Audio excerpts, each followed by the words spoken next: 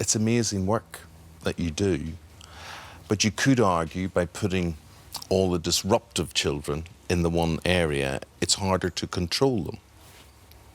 Yes, but we have the facilities because we have a lot of very well-trained staff with lots of expertise, and we can tailor their learning. It's a team effort, and we can tailor their learning so that we can address exactly what's perhaps been missed and not been able to be done in the mainstream school. Now, Mel, what sort of problems, and you hear, you know, these terms, they're harsh when they're described about children. This is one of your own children, and you know, this term like disruptive, for instance, as well. But I suppose there's a reason for everything, because Sharon doesn't believe children are born to go out and seek trouble or whatever. There's certain things happen to them in their lives.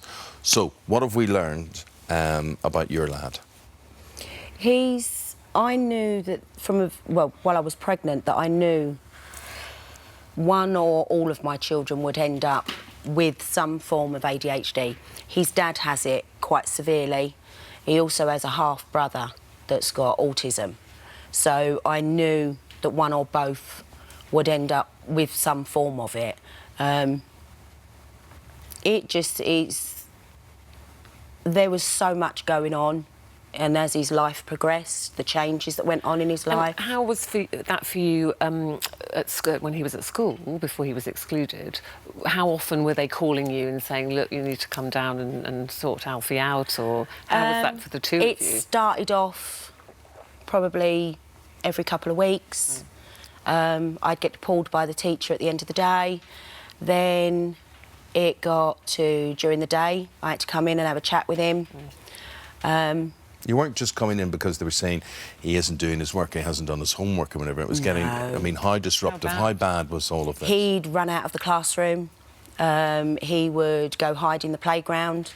He would never leave the school premises, but you'd go running around the playground, wouldn't you, and into areas where you weren't supposed to be. And Alfie, why do you think that you found it hard to sit still or concentrate or listen to the teachers? Why was that hard for you? You didn't like school then, did you? And then you went along to this new school, and your headmistress Sharon here, she had to take over. What did you identify with this boy, and how did you begin to understand him? Well, when we meet any of the children, including Alfie, we kind of try to unpick them and put them back together, but in a different way.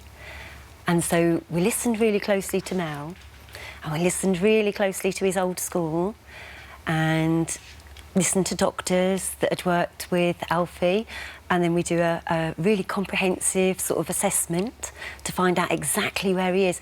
Not just academically, although the learning's really important, but we wanted to know how he felt emotionally, what were his triggers, what made him angry, what his self-esteem was like. So how long was he with you? Alfie has been with us for... We're a short stay, which is 2 terms. Alfie's outstayed his stay. He's been here 1 year and 2 months. But he leaves tomorrow. You're leaving tomorrow, so you're going to a new school tomorrow. Well, not tomorrow, you're leaving this school, but so in September you start a new school. And you're looking forward to that? You're excited? Yes, so you've got a new place and new friends. But what changes have you seen? Yeah. Oh, he's a lot calmer. He's a lot politer. He knows most of the time what's going to tip him over the edge, so he knows to walk away. He'll come and tell me. He's just a lot calmer. He's managing it a lot better. Yeah. I'm absolutely amazed, Sharon. You know, so much, you're always hearing criticisms about schools and teachers and whatever.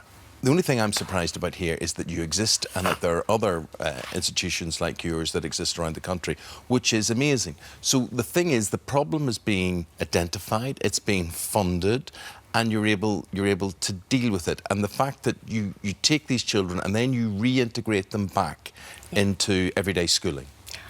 Maybe into mainstream schools. Also, a lot of them go to specialist provision, so they might go to an establishment that helps with their mental health, or it might be residential, or it might be a regular mainstream school. Yeah.